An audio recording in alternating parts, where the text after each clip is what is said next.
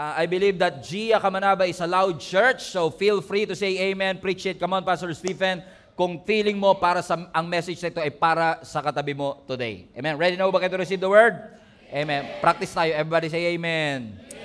Amen, ibig sabihin niyan, so be it, mangyari nawa. So every time I would say, for example, God will provide for you, and you say, amen, para sinasabi mo, mangyari po yan sa aking buhay. Hindi po yan religious, hindi yan ritual. It is actually parang pag-agree natin no, sa naririnig nating salita mula sa ating Panginoon.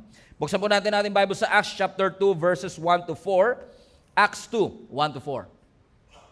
On the day of Pentecost, all the believers were meeting together in one place. Suddenly, there was a sound from heaven like a roaring of mighty windstorm. And that windstorm filled the house where they were sitting. And then, what looked like flames or tongues of fire appeared and settled on each of them. And everyone present was filled with the Holy Spirit and began speaking in other languages as the Holy Spirit gave them this ability. Let's jump to Galatians chapter 5, verse 22 to 23. But the Holy Spirit produces this kind of fruit in our lives: love, joy, peace, patience, kindness, goodness, faithfulness, gentleness, and self-control. On this first installment of our series called Fire and the Fruit, we are going to talk about on this subject, fired up and fruitful. Fired up and fruitful. Yung mga note-takers po, take note na po kayo. Alam nyo, pagka mas marami kayong notes, mas malaki ang chance nyo mapunta ng langit. Okay? Mas malaki mansion nyo sa langit, may swimming pool. Fired up and fruitful. Napansin nyo po ba na pahirap ng pahirap na hanapin ang purpose natin? Especially dito po sa mundo natin na obsessed sa trending, sa viral, at sa pansamantalang kasikatan. Pansinin po ninyo, baka ako lang nakakapansin, na nabubuhay po tayo sa isang henerasyon na mas pinaprioritize yung loud kesa humility. Pinaprioritize natin yung spectacular kesa sa steady. For example, every Valentine's Day on February 14, marami tayo, pansinin nyo, hindi ito nangyayari before pero parami yung mga lalaki na bumibili ng mga malalaking mga bulaklak. No? Minsan parang kasing laki na nung pang-funeral ba? Okay? Yung mga malalaking bulaklak para ibigay nila dun sa kanilang mga iniirog. Maganda naman talaga ang intention nila kasi kumbaga parang Valentine's Day ito no? Parang ito yung panahon ng pag-ibig at gusto mong i-express ang iyong pagmamahal sa iyong iniirog na willing kang pumila, magbayad ng mahal, bumili ng magarbong bulaklak para ibigay sa iyong nililigawan o iniibig. Kasi yung malalaking bulaklak na yan, parang spectacular yung gesture. Mararamdaman nung babae, or for that matter, nung lalaki, minsan babae na kasi nagbibigay, nung lalaking iyong minamahal, na espesyal siya sa February 14. Maganda yung spectacular gesture na yon, pero paano naman yung another 364 days na hindi Valentine's? Kasi ang alam ko, ang pagmamahal ay hindi lang po masusukat sa isang spectacular day. Ang tunay na pag-ibig, mai-express natin yan ng totoo, hindi lang kapag February 14, kundi araw-araw, steady ang ating commitment. Everybody say steady.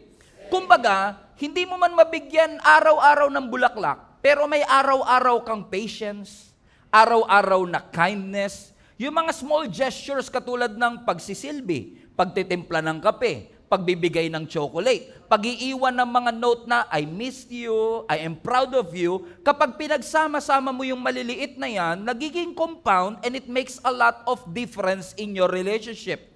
In fact, hindi yung Valentine's Day gesture, kundi yung araw-araw na consistent kindness ang nagpapaganda, nagpapabuhay, at nagpapalago sa ating mga relationship.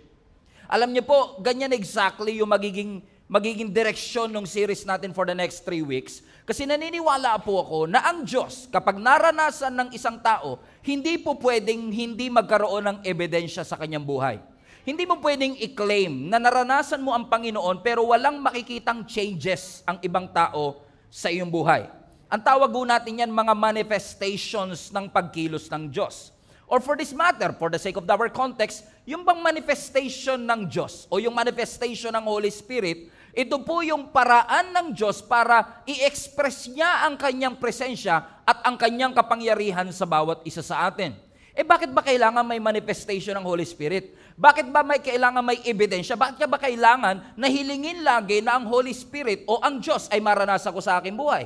Kailangan po yan. Kasi kapag ka nararanasan ng isang Kristiyano ang banal na Espiritu o ang Diyos, ang kanyang pananampalataya lumalakas. At kapag hindi mo nararanasan, your faith will be weak, your faith will be dry, and your faith will be powerless. Ibig sabihin, the moment na nararanasan mo ang Diyos, the moment that you are being filled with the Holy Spirit, you can see visible signs of the Holy Spirit that He is actively working on your life. For example, when you say that you are filled with the Holy Spirit, pwedeng bigyan kanya ng regalo. A gift of wisdom, a gift of knowledge, a gift of prophecy, a gift of miracle. Hindi lahat naniniwala dito, pero a gift of speaking and interpreting tongues. Empowerment, a gift of guidance. Meaning, when you experience the Holy Spirit, laging merong manifestation. Hindi po pwedeng wala. Kasi hindi maniniwala ang ibang tao na nasa iyo ang Holy Spirit kung wala silang makitang ebidensya. Okay. Maniniwala po ba kayo kung ako ang magiging endorser ng glutathione? Grabe naman po kayo makatawa. Parang napaka-judgmental po ng dating ng inyong pagkakatawa na para talagang imposible. Pastor, bakit? Pagkasabi pa lang ng glutathione, naghahanap ka na kagad ng ebidensya. Hindi ka maniniwala kapag hindi mo nakita yung dapat effect na yon. So, ibig sabihin, kung ang glutathione, pampaputi, hinahanap mo yung puti.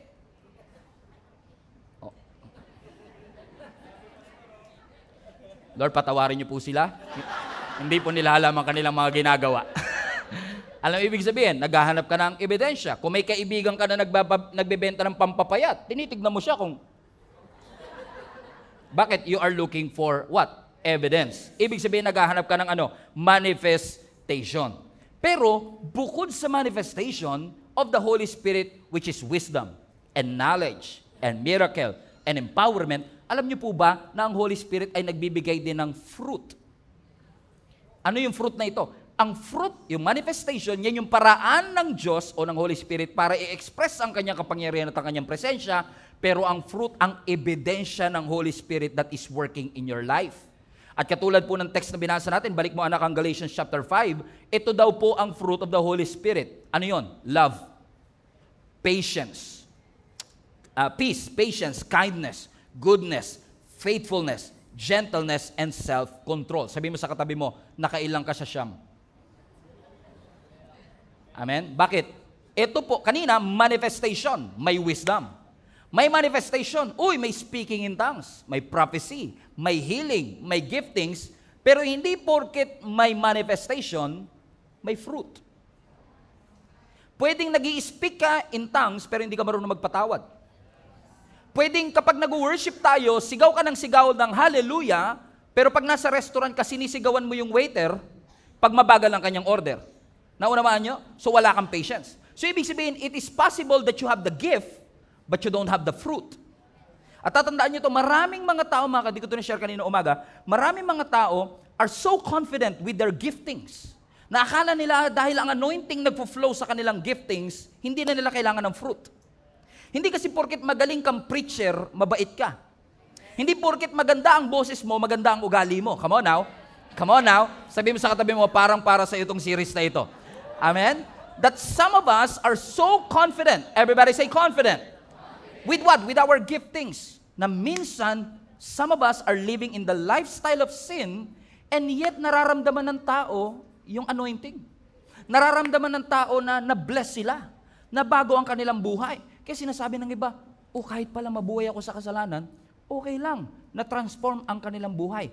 Nakalimutan ng ibang tao na ang gift dumadaloy kahit sa dirty vessel. Even through a wicked king, pwedeng i-bless ng Lord ang bansa. Kahit na hindi okay, hindi God-fearing ang mga government official, if God wants to bless the Philippines, He can do that through the giftings. Amen? But we don't pursue the gift only. We pursue the fruit. Kasi ang fruit dumadaloy lang sa mga surrendered na buhay. Amen? Amen? For example, si King Saul. Si King Saul, hari, pero walang intimacy kay Lord. Si Judas, kasama lagi si Lord, pero binitray ang ating Panginoong Yesus. Kung iniisip natin na mai-impress ang Lord sa galing natin at sa giftings natin, tatandaan niyo po ito, hindi na po kailangan ng langit ng performer. Marami ng magagaling na performer sa langit. Ang kailangan niya, servants, na willing na mag-humble ng kanilang mga sarili para sa kalwalatian ng ating Panginoon. Therefore, maganda ang manifestation, maganda ang wisdom, maganda ang knowledge, maganda ang miracle. We want the spectacular things na bumaba ang presensya ng Panginoon at ibigay niya ang apoy sa atin. Pero after the fire, where's the fruit? Ang Galatians chapter 5 verse 22, the Holy Spirit, everybody read, produces this kind of fruit. Read now, everybody. Love, joy, peace, patience, kindness, goodness, faithfulness, gentleness, and self-control. Siyam. Pero pansinin nyo, siyam, pero highlight that part, pero fruit. Dapat fruits. Pero ang gamit, fruit, singular. Alam niyo po kung bakit? Because lahat ng mga karakter na yan, love, joy, peace, patience, kindness, are interconnected. They have unified character. Iisa ang pinagmulan. Sino? Ang Holy Spirit, pero iisa rin ang kanilang magiging resulta. They operate as one, not separate entity. Parang fruit salad. Okay? Ang fruit salad, pag nilagay mo siya sa mangkok, hindi mo siya sasabing, oy, bowls of fruits. Hindi na. Bakit? Kasi pag may pinya, may pakwan, may saging, pinaghalo-halo mo, hindi mo natatawaging, oy, mangkok ng pinya, ng mangga. Hindi na. Fruit salad na siya. Ang tawag mo na sa kanya, one. Because lahat sila is interconnected with each other. Naunawaan niyo mga kapatid? So when you say the fruit of the Holy Spirit, very intentional ang Panginoon dito na hindi siya nagkamali sa grammar. Ang sinasabi lang ng ating Panginoon, hindi po pwedeng meron kang love pero wala kang patience. Hindi po pwedeng may kindness ka pero wala kang self-control. They don't operate separately, they operate as one. Contrary to the acts of the flesh. Pansinin niyo, acts. Kung babalik ko tayo a few verses before verse 22, balikan natin verse 19, Galatians 5 pa rin. Same chapter, just few verses before. Bago tawagin yung fruit, highlight that part, may tinatawag na acts. Pansinin nyo? Plural siya. Grabe, nag-English class talaga tayo dito, Pastor. Okay. I just want you to get this. The acts of the flesh are obvious. Shout out sa English teacher ko na sakit ng ulo sa akin, pero ngayon nagtuturo ng English. Come on. Okay, acts of the flesh, ano daw? Sexual immorality. What else? Everybody read. Kanina, ganado kayo sa love, joy, peace, gentleness. Okay, ganado na. Everybody say, the acts of the flesh are obvious. Go. Sexual immorality, impurity, debauchery, verse 20, idolatry, witchcraft, hatred, discord, jealousy, fits of rage, selfish ambition, dissensions, factions, verse 22, envy, drunkenness, orgies, and the like. I warn you, as I did before, sabi ni Apostle Paul, that those who live like this will not inherit the kingdom of God. And many people are saying, Pastor, hindi naman ako nagwi-witchcraft. Hindi naman po ako mangkukulang, wala po akong walis ting-ting na lumilipad para mangkulang po ako. Pero pansinin po ninyo ang verse 20. Balik mo nga sa verse 20, anak. Napansin niyo ho ba na yung witchcraft kapantay ng jealousy? Verse 21. Verse 21, na yung envy katabi ng drunkenness. Why? Because the acts of the flesh, they operate separately. They operate, each is different and each is distinct. Unlike the fruit, they operated as one. As sinasabi ng scripture sa atin, if you do these things, you will not inherit the kingdom of God. But the fruit of the Spirit, verse 22, says what? Love, joy, peace, patience, and kindness. Ano sinasabi ng Panginoon sa atin dito? Maganda na nasa atin ang Holy Spirit. Maganda na nararanasan natin ang mga miracle sa ating buhay. Sino sa inyo gusto nyo ng miracle? Amen. Ulitin ko, sino sa inyo gusto nyo ng miracle? Amen. Now, I think more than a month ago, after the service, pumupwesto po ako dun sa huli. Mamaya, gagawin din natin yun. And those who are joining us for the first time, madalas yan, kinakamayan ko, pinapanalangin ko, at pinapakinggan ko kung ano ang storya, kung paano sila napunta sa church. One time, after habang nagpipicture taking, may lumapit po sa akin, sabi niya, Pastor, pag-pray niyo po ako, because 7 years na po akong dinudugo non-stop. 7 years. Pag-pray niyo po ako kasi nagpa-check up po ako, wala akong myoma, wala akong sakit sa ovary, wala akong cancer. Hindi na nga po alam ng doktor kung bakit nagdudugo ako kasi wala naman siya makitang tumor or anything. Kasi usually daw yan, pag may tumor, talagang yung bleeding mo tuloy-tuloy. Pero siya walang makita, sumuko na po yung mga doktor, hindi nila alam ang gagawin. Pag-pray niyo po ako. Pinag-pray namin. Which I also did every single Sunday. Different kinds of prayer, pinapanalangin natin. We did. Pinag-pray natin, tinawag ko isang volunteer, hinawakan niya dito sa tiyan, hindi nga ako yumawak. Ako lang nag-pray. Lord, in the name of Jesus, we believe that you are a God that heals. Nakilala niyo po ang aming mga katawan and you have the power to command every cell of our body to put into order. In Jesus' name, amen. Next Sunday, bumalik. Sabi niya sa akin, Pastor, naaalala niyo pa po ako?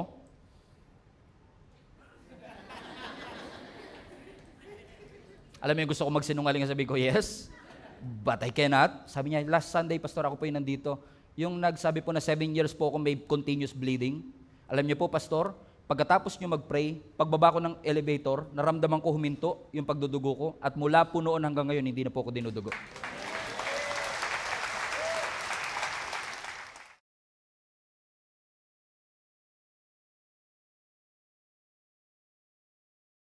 Now, I just want to clarify this.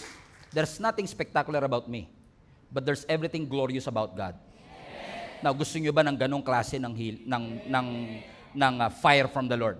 Yes. Pero, posibleng meron kang gift of healing, pero wala kang fruit of the character. Because fruit is about daily character. Na ang tunay na transformation, evident siya sa paraan ng pakikipag-usap mo sa pamilya mo. Evident ang fruit sa pag-handle mo ng criticism. Kung paano ka mag-post sa Facebook. Sabi mo sa katabi mo, ayan na. Ayan na. Ayan na. Kung paano mo i-handle ang iyong mga pain. Bakit? Impressive ang healing. Impressive ang fire. Pero after the fire, the always question should be, where is the fruit? Maganda meron tayong gift of wisdom, meron tayong gift of knowledge, pero tatandaan natin, lahat ng fire is only for a moment. Pero ang fruit, it is a lifestyle. Ang fire immediate, pero ang fruit gradual. Dahan-dahan kang pinapalago. Ang fire intense, pero ang fruit sustained. Ang fire is only for a moment, pero ang fruit araw-araw mo siyang dala. In fact, yung work ng ating Panginoon, hindi lang siya laging spectacular. Naniniwala ko ang work ng Lord, personal din. Yung personal dealing niya sa atin. Yung wino-work out ng Lord, yung pride natin. Yung wino-work out ng Panginoon, yung character natin, yung attitude natin, yung ingratitude natin. Lahat ng yun, milagro din na ginagawa ng Panginoon sa ating mga buhay na gusto ng Lord ma-develop tayo na hindi tayo masyadong focus sa penging miracle. Gusto ko makakita ng fire na nakalimutan na natin, pwedeng you are on fire but fruitless. God wants us to be fired up and fruitful. Yes, the Holy Spirit can make you cry, shake, and even speak in tongues. But the big question always is this, where is the fruit? Kasi kung ikaw ay nanginig, ikaw ay umiyak, ikaw ay nag-speak in tongues, pero hindi ka natutong magpakumbaba. Come on now. So meron kang fire pero wala kang fruit.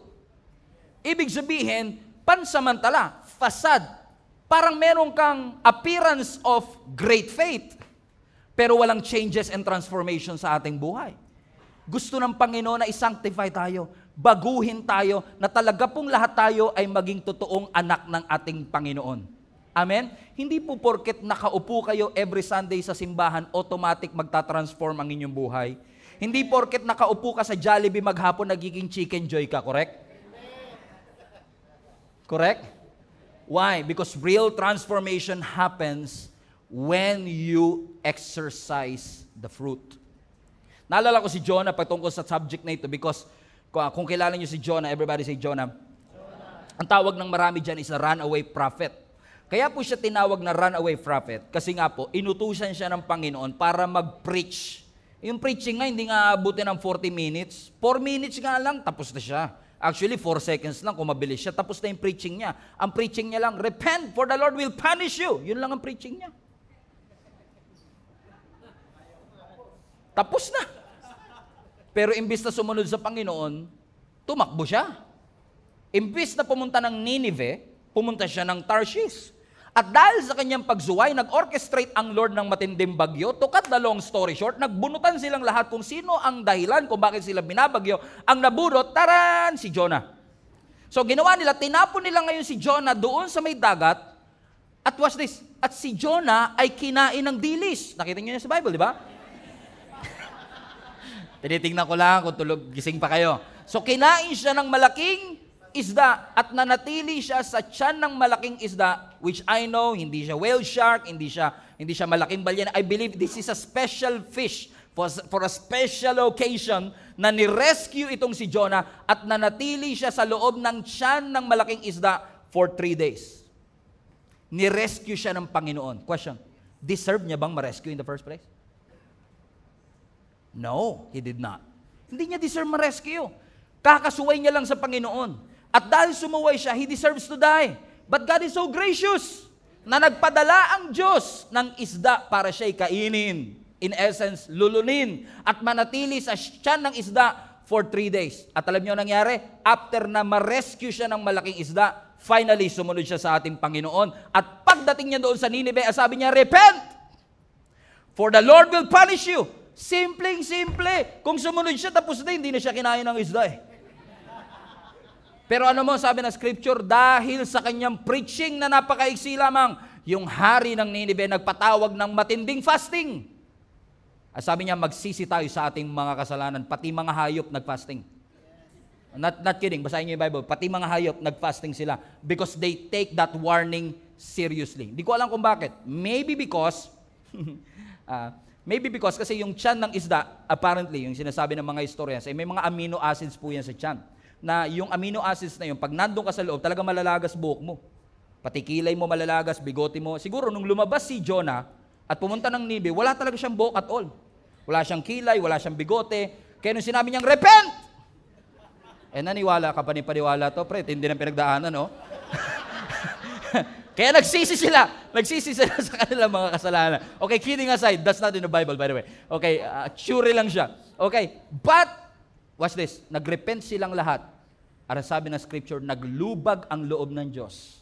At imbis na gunawin sila, inisper sila, pinalaya sila ng Panginoon. At habang nagse-celebrate ang mga taga-Nineveh, si Jonah galit. Nagtampo si Jonah. Kaya ako naniniwala si Jonah, hindi siya runaway prophet, pouting prophet. May kilala ba kayong ganun? Pag hindi nasunod ang gusto nila, puro artista na naman binoto nila. Hindi na naman nanalo yung binoto ko. May kilala ba kayong mga ganyan, mga pouting prophet? Kala ko pa naman, ice cream, tilapia pala laman. He was angry. While everyone is celebrating, he was angry. You know why? Let's catch up the story. John 4, verse 1. This change of plan, ano yung change of plan? Imbis na gunawin, niligtas. Greatly upset Jonah. Watch this. And he became very angry. So he complained to the Lord. By the way, tip number 1, kung magko-complain ka, huwag kay Lord. He complained to the Lord about it. Ano sabi niya? Didn't I say before I left my home that you would do this, Lord? That is why I ran away to Tarshish. I knew that you are a merciful and compassionate God. I knew you were slow to get angry and filled with unfailing love, and you are eager to turn back from destroying your people. Sabi niya, paraphrase ko, eto na nga ba sinasabi ko eh. Kaya ayoko pumunta ng Nineveh. Kasi deserve nilang mapahamak. Deserve nilang tupukin ng apoy. Kaya nga ako tumakas para matuluyan sila eh. Kasi alam ko, pag tumawag sila sa iyo, masyado kang maawain. Masyado kang gracious, pagbibigyan. Ayan na nga nangyari. Pinagbigyan mo nga sila. Now, this is interesting to me because just a moment before this, Jonah experienced God's grace. Listen to me. He deserves to die. Remember? He disobeyed the Lord blatantly. Nung sumuway siya sa Panginoon, nung tinapon siya sa dagat, deserve niyang malunod na at mamatay. But God rescued him. Nirescue siya ng Panginoon. At nung naligtas siya, ang sabi niya, ito na nga ba sinasabi ko? Ako dapat, Napansin nyo, naka-experience siya ng spectacular miracle. Come on now. Naka-experience siya ng fire in essence. Nakaranas siya ng malaking miracle na siya mismo ay dramatically ni-rescue ng malaking isda. At nung nawala na yung apoy, wala rin pala siyang love. Wala rin pala siyang compassion. Bakit? Ang gusto ni Jonah, judgment. Ang gusto ng Lord, mercy. Na mas tinignan ni Jonah yung kanyang comfort kesa iligtas yung 120,000 citizens of Nineveh. Kaya nag-pout siya. Ito na nga ba sinasabi ko? Di na naman sunod ang aking kagustuhan. Kaya tingin ko si Jonah pouting prophet. Nagtampo-tampo siya. Upo si Jonah. At habang nagtatatampo-tampo siya, sabi na scripture, Jonah chapter 4, nasa jumpstart natin to by the way, sumikat ang matinding araw. At dahil sumikat ang matinding araw, wala siyang buhok, direct hit. And God is so merciful. Sabi ng Bible, nagpatubo ang Panginoon ng isang halaman na nagsilbing shade ni Jonah. At nung nakita ni Jonah na nagkaroon ng puno, sabi niya, Lord, salamat po. Next day, ang sabi ng scripture, nagdala rin ang Panginoon ng uod at yung kanyang shade, kinain yung plant at biglang nalanta. Galit na naman si Jonah. Pouting na naman siya. Sabi ng Lord sa kanya, ba't ka nagagalit? Sabi niya, pinatubo mo yung halaman tapos tinanggal mo din. Nire-rephrase ko lang pero parang ganun. Sabi, bakit ka nagagalit? Yung pagkatubo ng halaman, you did nothing about it. So, ibig mo sabihin, nagagalit ka dahil tumubo yung halaman and you feel sorry for the plant? Nangihinayang ka sa halaman pero hindi ka nangihinayang sa buhay ng 120,000 na maliligtas sa Nineveh because you're so selfish? Naranasan mo yung fire pero wala kang fruit? Naranasan mo yung spectacular miracle but you don't love your neighbor? You're not compassionate to them? Mas gusto mo yung comfort mo kaysa sa kaligtasan ng ibang tao? This is a wake-up call for each and every one of us na nakaranas ng kaligtasan na minsan kapag may ibang taong gustong iligtas ang Panginoon, feeling natin hindi nila deserve. Minsan may nagsabi sa akin nung nagsisimula pala ako magpastor, Pastor, bakit natin tinatanggap sa simbahan yung may mga tato? Bakit natin tinatanggap at pinapapasok sa simbahan yung mga nakasando? Dapat turuan natin sila na magbihis ng maayos.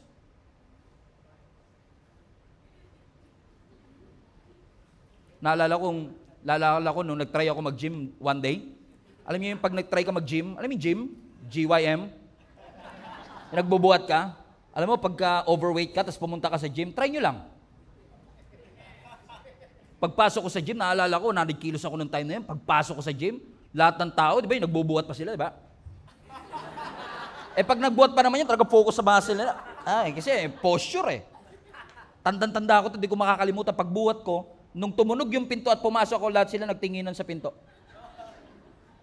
Parang basa ko sa lahat ng mata nila. Uy, may papasok Wala nang pag-asa to. Alam mo yung ganun? Na na-realize ko na mukhang wala akong pag-asa kasi hindi ko alam yung sistema nyo, hindi ko alam kung paano yung tamang posture. Pero maaaring yung nagsasabing wala nang pag-asa to, dati rin siyang nandun sa pwesto na yun. Na nakaranas din siya ng salvation, pero dahil ngayon maganda na katawan mo, judgmental ka na sa hindi pa. Naunawaan nyo mga kapatid? Amen? Alam mo, ginawa ko nung sinabi nila, bakit tumatanggap yung mga saldo? Sabi ko, sige, kahit naka-chainless, tanggapin nyo, tas lagay nyo doon your home. Because this is everyone's home. This is not a church for perfect people with perfect lives. Lahat tayo imperfect people that needs the grace of God. And once we experience the spectacular miracle of our God, where is your compassion? Ikaw na nakaranas ng grace, where is your grace? Ikaw na nakaranas ng compassion, where is your compassion? Yes, the Spirit made you cry, shake, nanginig ka talaga. Pero kung hindi ka natutong magpakumbaba, kung hindi ka natututong mag-apologize, the Spirit did not transform you from inside and out. Ang miracle ng Diyos hindi lang spectacular, nakikita ang tulay na work ng Diyos kung paano natin tratuhin ang ating kapwa. Kung paano natin tratuhin ang mga taong hindi natin kamag-anak. Minsan hinahanap natin yung powerful, hinahanap natin yung big moments, yung emotional moments. Totoo yan. Kailangan natin yan. Pero God's primary work happens in the ordinary, everyday moments of our life. Ang tunay na ebidensya na ang Diyos at ang Holy Spirit gumagawa sa buhay natin, hindi lang sa mga fire moments, kundi lalong higit sa mga fruit moments ng ating buhay. Si Moses, for example, literal niyang na-encounter ang Diyos through the fire, through the limit, through the wall. For a chance to be with you, I'm gladly risk it all. Diba? Through the fire. Ano sabi ng scripture? Nag-appear ang Panginoon through a burning bush. Na-encounter niya yung fire moment. Meron siyang matinding big moment na na-encounter niya at narinig niya ang boses ng Panginoon. Pero nasukat ba ang leadership ni Moses dahil doon sa kanyang fire moment? Hindi. Nasukat ang kanyang leadership nung naging faithful siya for 40 years na sundin ang pinapagawa ng ating Panginoon. Si Elijah, literal din pong nakapagpababa ng apoy. Nung dinefeat niya yung 450 prophets ni Baal, habang nung time na yun dumarami ang mga false prophet, hinamon siya. At itong si Elijah, hinamon din niya itong 450 prophets para patunayan kung sino ang Diyos. Ano sabi ng Bible? Nagpatawag si Elijah ng apoy, bumagsak ang apoy. Literal na fire moments. Pero after that fire moment, where is Elijah? He was running for his life. He was fearful. He was doubting and he was depressed. Yes, may fire moment, but again, where is the fruit? For example, si Peter. He encountered a fire moment nung nakalakad siya sa ibabaw ng tubig. It was a spectacular miracle. Amen? Bro mo naman, nakalakad ka sa ibabaw ng tubig. Fisherman ka pa, ha? Amen? And you were able to walk on water. You've never seen that before in your life. Pero after that miracle, in Matthew chapter 14, where Peter was able to walk on water, nakalakad siya for a while, niligtas siya ng ating Panginoon, nakabalik sila ng kanilang bangka. Pagdating nila ng Gennesaret, ang sabi ng scripture, si Jesus bumaba ng bangka at pinagaling niya ang lahat ng taong lumapit sa Kanya. After that moment, watch this, after that moment of spectacular things of walking on water and healing everyone who is sick, may mga hindi natuwa. Guess who? Hulaan niyo kung sino? Yung mga lagi malungkot. Sadducees. Lagi kasi malungkot ang mga Sadducee eh. They are always sad, you see? Okay? Eto na. Na-encounter nila ang ating Panginoon. Nagalit sila kay Jesus Christ kasi yung mga disciples bago kumain, hindi naghugas ng kamay. Tignan niyo ang pinag-uugatan ng galit ha. Hindi naghugas ng kamay bago kumain. Apparently, ritual nila, naghugas ka ng kamay bago kumain. And follow the story. Verse 2. Sabi ng mga Pharisees, pouting Pharisees, why do your disciples disobey our old tradition? Mga holier than thou attitude. For they ignore, may mga ano dito, eyeliner. For they ignore our tradition of ceremonial hand washing before they eat. Talaga? Pag-uugas lang ng kamay, problema nyo pa? Eh, sumagot si Jesus Christ. Verse 3. And why do you, by your tradition, violate the direct commandments of God? Verse 4. For instance, God says, honor your father and your mother. And anyone who speaks disrespectfully of mother or father must be put to death. But you say, it's all right for people to say to their parents, sorry, I cannot help you. For I have vowed to give to God what I would have given to you.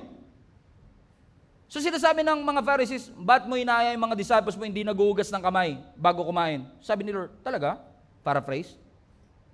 Samantalang kayo, yung mga commandments mismo, willing kayong suwayin? For instance, sabi ng Panginoon, di ba nakalagay sa 10 Commandments, you should honor your father and your mother? Pero yun ang direct command, pero pinapayagan nyo na sabihin ng mga anak, hindi kita matutulungan? So that is a direct disobedience to the commandment. So pinaprioritize mo yung mas pinaprioritize mo at pinapansin mo na hindi naghugas ng kamay ang mga disciples ko. Samantalang kayo, pinapayagan nyo yung iba na hindi marunong rumespeto sa kanilang mga magulang.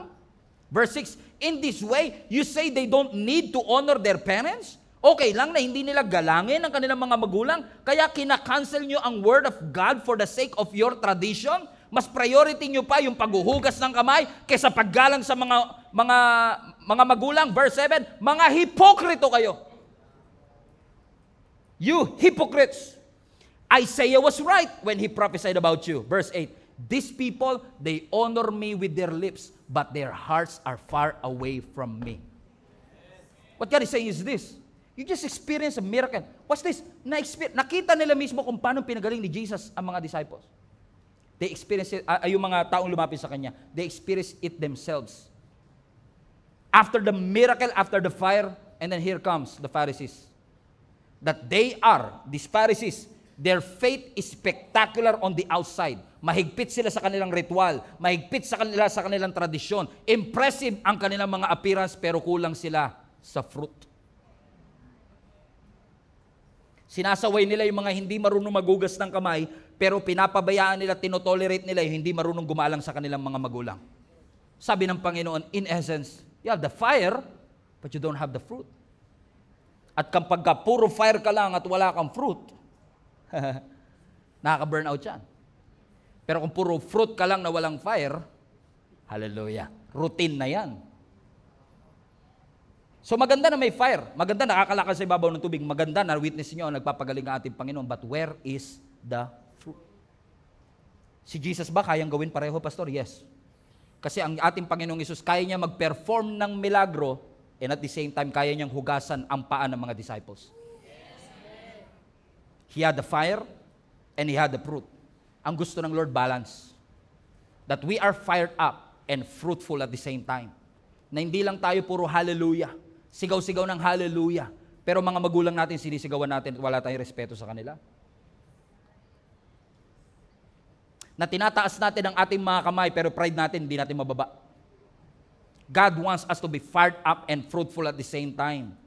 Ang tunay na mature believers, hindi lang passionate, pure ang puso. Posible kasing passionate ka sa ginagawa mo para sa Panginoon, pero hindi yung pure yung puso mo habang ginagawa mo ito. And sometimes we are too confident, as I was saying earlier, okay naman, nangyayari naman. But we don't understand that the gifts of God can work through dirty vessels, through broken vessels, through empty vessels like where we are. So posible kasi na, halimbawa, may sakuna, tutulong ka sa mga mahihirap, magdodonate ka ng 20,000 para sa lahat ng nasunugan o kaya nabagyo. Maganda yun.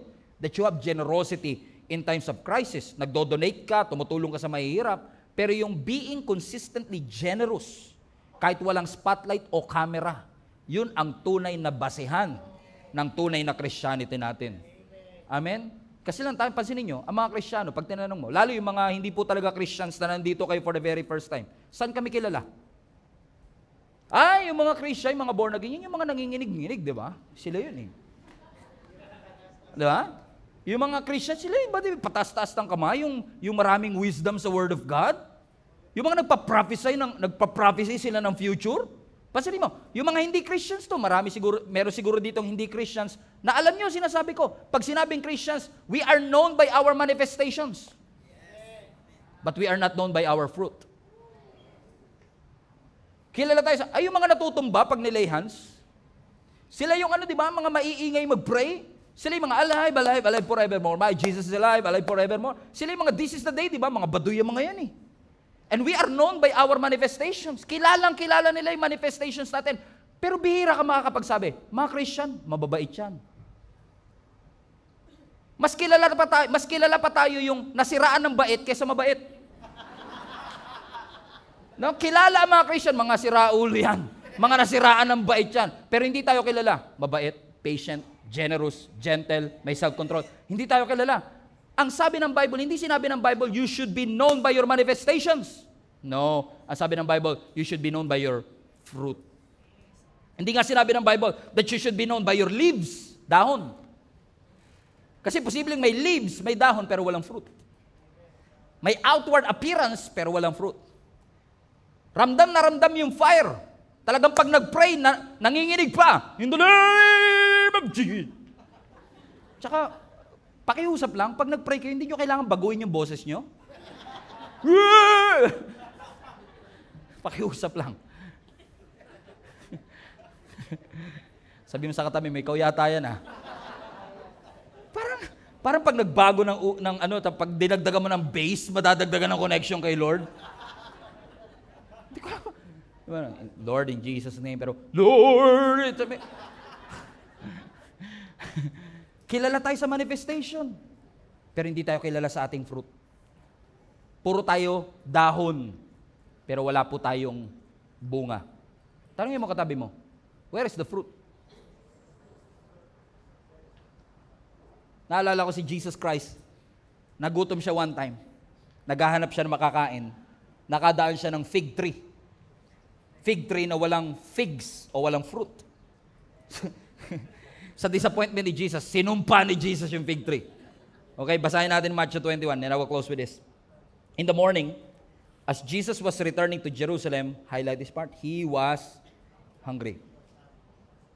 Kaya medyo naaawa din ako sa fig tree minsan eh. Parang, may katabi po ako, ba't di na lang yun yung kinurse niyo? Verse 19, and he noticed a fig tree beside the road. So Jesus went over to see if there were any figs. Any figs? Fruit. So naghahanap si Lord ng literal na bunga, but there were only leaves. So he said to it, may you never bear fruit again. Hindi ka na magbubunga kahit kailan. And immediately, the fig tree withdrew up. The disciples were amazed when they saw this and asked, how did the fig tree withered so quickly? Dumadaan si Jesus, nagutom siya, nakakita siya ng fig tree na puro leaves, walang fruit. Naghahanap siya ng figs, wala siya makitang figs. Bakit? Ano sabi ng verse 19? Balik mo yung verse 19, anak. Verse 19, and he noticed a fig tree beside the road. He went over to see if there were any figs, but there were, highlight this part, only leaves. So, puno siya, pero puro lang siya dahon. Now, marami magsasabi, actually, sa account ni Mark, sinabi doon, hindi pa tamang season, kaya wala siyang fig fruit. But, if you learn the anatomy of fig tree, automatic sa fig tree, kapag may fig leaves, automatic may fruit. Hindi pwedeng may leaves na walang fruit. So, unique to. Kasi dapat, nag-expect si Jesus Christ, may leaves. Ba't walang fruit?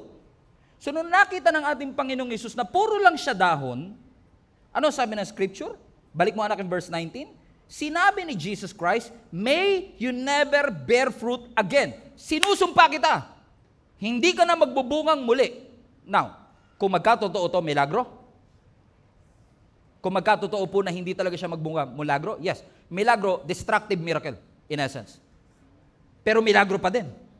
Correct? And ang sabi ng scripture, and immediately, highlight that part, immediately the fig tree withered up. Immediately.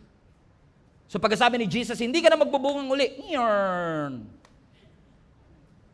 Biglang nalanta yung bunga ng puno, yung halaman mismo. And verse 20, na-amazed ang mga disciples. Verse 20, highlight that part. Verse 20, the disciples were amazed. Na-amazed sila nung nakita nila kasi, ba't ang bilis naman yata ng pagkakalanta ng puno? Which by the way, yung biglang pagkalanta ng bunga na yan o ng puno na yan, nag-highlight lamang sa kapangyarihan at authority ng salita ng Diyos. Na kapag sinabi niya, mangyayari. Pero pansinin ninyo, ang mga disciples na amazed, pero na-miss nila yung lesson. Masyado silang nakafocus sa fire. Masyado silang nakafocus sa miracle. Nakalimutan nila yung lesson. Ano yung lesson? Puro yan dahon. Wala yung bunga. They appeared healthy, pero it was not productive. Let me repeat. It appeared healthy. It appeared busy, but it was not productive. Bakit? Ang tunay na pananampalataya, hindi lang laging naniwala ako. Kasama yun. Pero kasama sa pananampalataya yung nagbunga ako. That I bear fruit. Na posible na tayo po, we have the leaves, alam natin ang lingwahe ng church, alam natin ang sistema ng simbahan. Pag nagkwintas ka ng krus, ang laki. Pag nag-Bible ka, ang kapal. Ang sasakyan mo, may bumper sticker na Jesus loves you. Alam mo, ang tamang outfit papunta sa church, lahat yan leaves. Pero hindi porket may leaves, may fruit. Hindi porket alam mo ang lingwahe ng church, alam mo ang sistema ng church, hindi porket makapal ang Bible, manipis ang muka. May kilala ba kayong ganon? Makapal ang Bible, mas makapal pa yung mukha. Amen? Why? Because possible na meron tayong appearance of faith, pero wala tayong fruit. Ang tawag dyan, empty religion, which we will discuss next Sunday. That we have this so-called empty religion na katulad ng mga religious leaders, katulad ng Pharisees and Sadducees, na meron silang devotion, meron silang temple, meron silang ritual, pero they lack the fruit. Lahat performance, lahat mechanical, pero wala silang love, walang gentleness, walang patience, walang fruit. They are impressive on the outside, but they are empty on the inside. Itinataas sila ang kanilang mga kamay kapag nag-worship, pero may ibang daliring nakataas kapag sila'y galit. If you know what I mean. Amen? Why? They have the appearance of faith, but they don't have the fruit. So what do you want us to do, Pastor? Habulin namin ang love, ang patience, balik mo ang Galatians 5 nak. Habulin namin ang gentleness, habulin namin ang self-control. No. Ang mga prutas na ito, hindi mo pwedeng habulin. Hindi mo pwedeng sabihin, gusto ko magkaroon ng patience. Gusto ko magkaroon ng love. Gusto ko magkaroon ng goodness, ng gentleness. No. Lahat to fruit. At ang fruit, hindi hinahabol. Pag hinabol mo ang fruit, mababurnout ka. Pag hinabol mo ang fruit, mamamali ang focus mo, instead na sa root nakatingin, sa fruit ka nakatingin. Come on now. Amen? So we are not called by God to chase the fruit. We are called to chase Jesus, to chase God, and fruits is going to be the natural result when you are rooted in Jesus Christ. So meaning, when you had the fire, when you have the encounter with God, umating ka ng encounter, umating ka ng conference, umating ka ng Sunday worship experience, ramdam na ramdam ko po ang presensya ng Panginoon. Good. But make sure that you are rooted in Christ para lahat ng ito mag-appear naturally sa atin. Bakit? The more mong hinahabol ang fruit, the more na hindi makikita sa ating buhay. Kaya nga po siya fruit eh. Human effort is not enough para magkaroon ka ng patience. Human effort is not enough para magkaroon ka ng kindness, di ba? Ang goal mo noong 2025, mas magiging patient na ako. Sa sobrang stress mo, ikaw yung naging pasyente, patient. Di ba po? Di ba, the more mo sinasabi, mas magiging patient ako, talagang inuubos talaga yung pasensya mo. Di ba? Christian na ako. Bagong nilalang na ako, pero nagmumulto yung lumang pagkatao mo. At sinasabi niya, sakalin mo na. Gantihan mo na, i-post mo na. At magiging hypocrite ako pag sinabi kong hindi ko nararamdaman yan, hindi ko nararanasan yan. Lahat tayo gusto nating gumanti. Lahat tayo gusto natin na mawala ng pasensya. Lahat tayo gusto nating i-express ang anger, ang upset at frustration natin sa ibang tao. We are all going through the same things. But when you chase Jesus, when you chase the source and not the fruit will naturally flow through you. You have to understand, wag mong habulin yung sign, habulin mo source. Yung love, sign niya na nasa iyo ang Diyos. Yung patience, sign niya na nasa iyo ang Panginoon. Ang habulin mo source. Nandiyan ba yung ano ko na? I've seen this illustration many years ago. I want to share to you. Very simple illustration. Okay. Hindi ko to share kanina eh. Special tong 12 eh. Okay, nak, meron nga ako niyan. Supposing this is God, and this is you. We want that God has love. Hindi sasabihin ng Lord, love is patient, love is kind. Kung hindi siya patient, kung hindi siya kind. So hindi siya basta manifestation ng love. Yun yung nature ng love. Automatic, pag nagmamahal ka, patient ka. Pag nagmamahal ka, kind. Yun ang gusto natin, right? So what we want is that God will pour out those fruit to us. Napansin nyo, kung ano nandito rin. Hindi niya maisasalin sa iyo yung wala ka dito. Na minsan hinahabol natin yung laman na hindi tayo nagpapasalin sa tunay na source. Na minsan masyado tayong gusto ko maging mabait, gusto ko maging gentle, gusto ko ng self-control, na nakalimutan natin, you cannot have that self-control on your own strength. You cannot. It's only by the grace of God. Kailangan mo magpapuno sa Holy Spirit, kailangan mo magpapuno sa ating Panginoon, and that fruit will naturally flow out of you. That whatever God has, that patience, will be transferred to you as well. So ngayon, yung patience, yung joy, yung peace, hindi na siya effort ngayon. Gusto ko maging patient, naturally. Because I believe that transformation, ang tunay na transformation, inevitable result when you are rooted in Christ. Hindi pinipilit ang pagbabago. Ang pagbabago hindi forced. Ang pagbabago hindi manipulated. Ang pagbabago hindi mo madadaan sa New Year's resolution. Ang tunay na pagbabago, nangyayari kapag nasa iyo ang Panginoon. And when you have God, when when you have the presence of God in you, when you chase the Lord, when you chase His presence, that thing will naturally flow out of you. Let us reflect. Sino sa inyo dati, sobrang eksi ng pasensya nyo, pero nung naging regular kayo umati ng church, napansin nyo, parang humahaba na ng konti pasensya ko O may hangganan pa rin, pero humahaba na ng konti Tama? Question. Naging mindful ka ba doon? Hindi naman, di ba? Na-realize mo na lang, nga no. Bigla na lang umaba pasensya ko. The more nga na sinasabi mo, hindi ko nagagawin to, hindi na ako magbibisyo, hindi na ako mag-a-addict. Because alam niyo kung bakit? Because the strength of the sin is in the law. Amen? Kaya lalo kang, pansinin niyo, kung saan nakalagay bawal magtapon ng basura, doon maraming basura. Kung saan nakalagay bawal umihi dito, doon mapanghi. Bakit? The strength of the sin is in the law.